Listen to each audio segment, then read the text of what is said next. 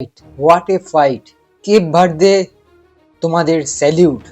শেষ পর্যন্ত চোখে চোখ রেখে প্রতিটা মুহূর্ত, প্রতিটা সেকেন্ড, প্রতিটা শ্বাস নিঃশ্বাসে যেভাবে বিশ্ব চ্যাম্পিয়ন আর্জেন্টিনার সঙ্গে লড়াই করে গেলেন ভজিনা এবং তার কেপ ভার্দে দল, তা যতই আপনারা প্রশংসা করুন না কেন কম পড়ে যাবে।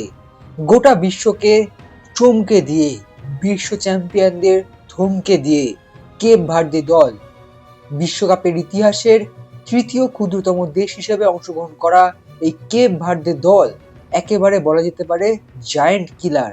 জায়ান্ট কিলার কেন? কারণ গ্রুপ পর্বেই দেখিয়ে দিয়েছিল তারা স্পেন, উরুগুয়ে, সৌদি আরব প্রত্যেকের সঙ্গে ড্র, এবং এদিন বিশ্ব চ্যাম্পিয়ন আর্জেন্টিনার বিরুদ্ধে রাউন্ড অফ 32 ম্যাচেও 90 মিনিটে কিন্তু তারা অপরাজিত ছিল, সেখানেও ড্র ছিল, এবং তারপর ম্যাচ গড়ালো অতিরিক্ত সময়, যেখানে যতবার এই দলটা পিছিয়ে পড়েছে ততবার সবাইকে চমকে দিয়ে তারা ফিরে এসছে, কিন্তু শেষ পর্যন্ত কিন্তু রক্ষা হলো না ভজিনার দলের। काटू क्या अभी काटू आप नहीं रुक जाओ गेम कोई भी हो पकड़ मजबूत होनी चाहिए सीमेंट से पकड़ बनाए मजबूत SRMB 550D TMT bar। কারণ লিওনেল মেসির আর্জেন্টিনা 3-2 গোলে জিতে পৌঁছে গিয়েছে রাউন্ড অফ 16-এ, যেখানে মিশরের সঙ্গে তারা খেলবে। কিন্তু এই ভিডিওটি পার্টিকুলারলি, এই ভিডিওটি কিন্তু শুধুমাত্র কেপ ভার্দের জন্য। কেপ ভার্দের প্রতিটি ফুটবলার, গোলরক্ষক ভজিনা থেকে শেষ মুহূর্তের এক বিশ্বমানের গোল করা লোপেজ,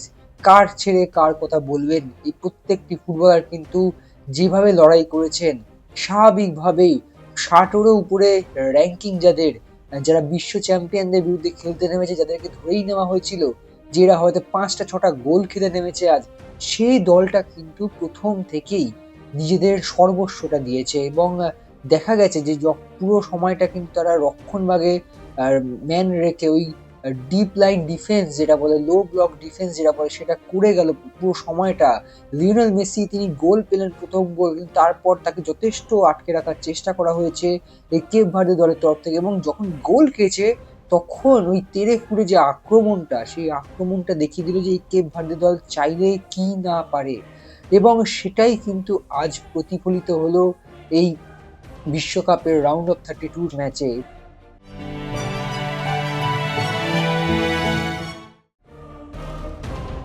আজ কথা বলতেই হবে কেপ ভার্দের এই 11 জন ফুটবলারের কথা। প্রথমেই যদি কথা বলা যায় সেটা হচ্ছে ভজিনার কথা, যে ভজিনা স্পেনকে আটকে দেওয়ার পর রাতারাতি মেগাস্টার হয়ে উঠেছিলেন। তার ইনস্টাগ্রামের ফলোয়ার 50,000 থেকে আজ কয়েক মিলিয়ন, ম্যানুয়েল নয়ারের থেকে বেশি ফলোয়ার যার, এবং সবাই যখন ভাবতে শুরু করছিলেন যে ওয়ান ম্যাচ ওয়ান্ডার এই ভজিনা, যিনি কিনা বিশ্বকাপের ইতিহাসে সবচেয়ে বয়স্ক ফুটবলার হিসেবে নকআউট পর্যায়ে খেললেন, সেই ভজিনা তিনি কি শুধুমাত্র একটা ম্যাচ খেলেই এত ফেম পেয়ে গেলেন? তারপর কিন্তু উরুগুয়ে এবং সৌদি আরবকে আটকানোর পর একটা বিতর্ক বা একটা সমালোচনার ঝড় বয়ে গিয়েছে, কিন্তু সবসময় মনে রাখবেন যিনি গ্রেটেস্ট হন, যিনি ভালো করেন, তার সমালোচনা তো হবেই, কিন্তু আজ ভজিনা প্রথম মিনিট থেকে বুঝিয়ে দিয়েছেন যে কেন তিনি গোটা বিশ্বের ভালোবাসাটা পেয়েছেন। প্রথম থেকে দেখুন, যেখানে বল উড়ে আসছে তার দিকে, একটা লং বল, তিনি হাত দিয়ে সেভ করলেন না, তিনি ক্লিয়ার করলেন না, তিনি তার পায়ের স্কিল দেখালেন। একজন গোলকিপার তার পায়ে কতটা কন্ট্রোল, কতটা স্কিল তিনি দেখালেন। তিনি দুবার যখন প্রতিপক্ষের অর্থাৎ আর্জেন্টিনা যখন ফরওয়ার্ড লাইন এগিয়ে আসছে তার দিকে, বিশেষ করে লাউটারো মার্টিনেজ যখন এগিয়ে আসছে, তিনি তাকে কাটিয়ে রীতিমতো দেখিয়ে দিয়েছিলেন যে কতটা কনফিডেন্ট তিনি, এবং গোটা ম্যাচে 7টি ক্রুশিয়াল সেভ ছিল যে ভজিনা, নাহলে হয়তো 90 মিনিটেই খেলাটা শেষ হয়ে যায়। শুধু ভজিনার কথা বললেই হবে না,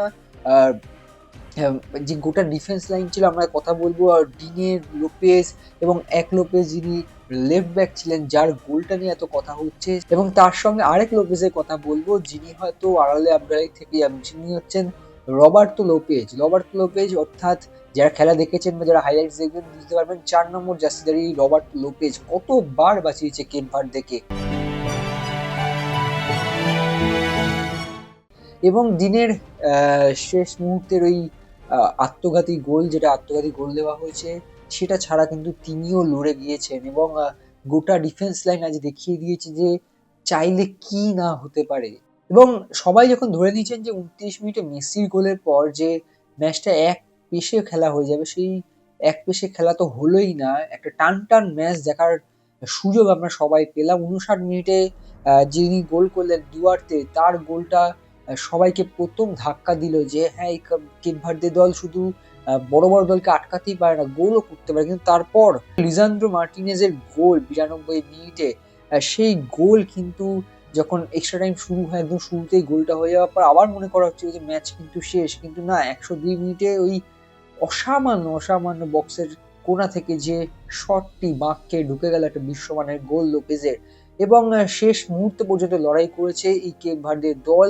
যদিও ওই দিনের 111 মিনিটে একটা সেম সাইড গোল, যদিও সেম সাইডটা প্রপার রূপে বলা যায় না যে ওরকম সেম সাইড, তার ছুঁয়েই বলটা ঢুকেছিল জালে, কিন্তু তারপরেও শেষ মিনিট পর্যন্ত কিন্তু দেখা গেছে যে এই কেপ ভার্দে দল চেষ্টা করেছে যাতে তারা গোল করতে পারে এবং সমতায় ফিরতে পারে। এবং আজকে যদি পেনাল্টি শুট আউটে যেত, তাহলে একটা রোমাঞ্চকর ম্যাচ আমরা আরো উপভোগ করতে পারতাম পেনাল্টি শুট আউটে, টাই ব্রেকারে। কারণ একদিকে থাকতেন এমি মার্টিনেজ, একদিকে থাকতেন ভজিনা, এবং এমি মার্টিনেজ তিনিও যদি দুটো ক্রুশিয়াল সেভ লাস্ট মোমেন্টে যদি সেভ না করতেন, তাহলে কিন্তু ম্যাচের ফলাফল অন্যরকম হতে পারত। এবং এটা কিন্তু একটা অ্যালার্মিং ছিল কিন্তু এটা লিওনেল স্কালোনির জন্য, যে একটা তথাকথিত দুর্বল দল তারা যেভাবে ফাইটটা করলো আর্জেন্টিনার বিরুদ্ধে, সবাই যখন ধরে নিচ্ছিল যে ফ্রান্সের মতো আর্জেন্টিনা খুব ইজিলি অ্যাটলিস্ট সেমিফাইনাল পর্যন্ত পৌঁছে যাবে, সেটা হয়তো হবে না, অন্তত পক্ষে এই ম্যাচটা তো হয়নি।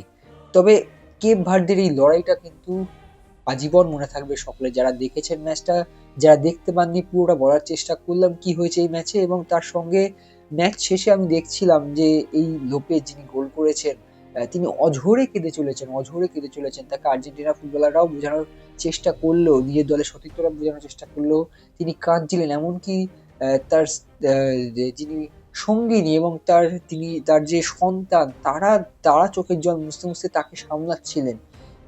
এই কান্নাটা কিন্তু সত্যি মনে দাগ কেটে যায়, এবং বলতেই হয় যে heads up, the streets will never forget you Cape Verde.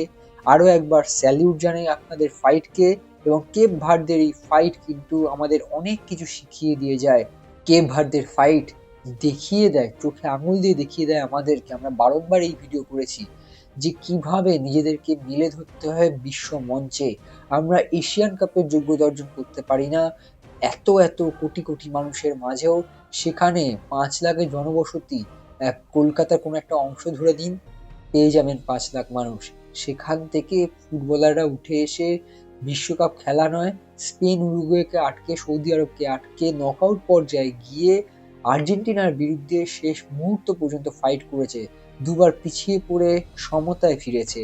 এই লড়াই আপনাদের সকলের দেখা উচিত, এই লড়াই আমাদের চোখ খুলে দেওয়া উচিত।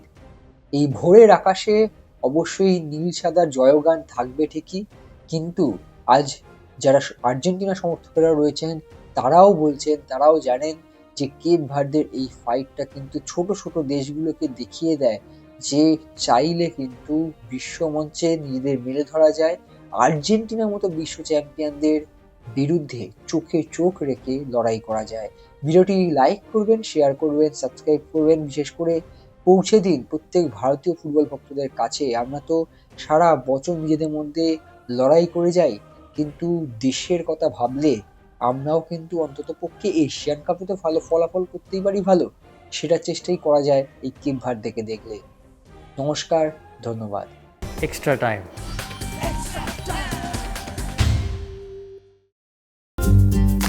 লেটেস্ট নিউজ আর এক্সক্লুসিভ ভিডিওর সঙ্গে আপডেট থাকতে এখনই সাবস্ক্রাইব করুন আমাদের ইউটিউব চ্যানেল। বেল আইকনে ক্লিক করতে ভুলবেন না যেন।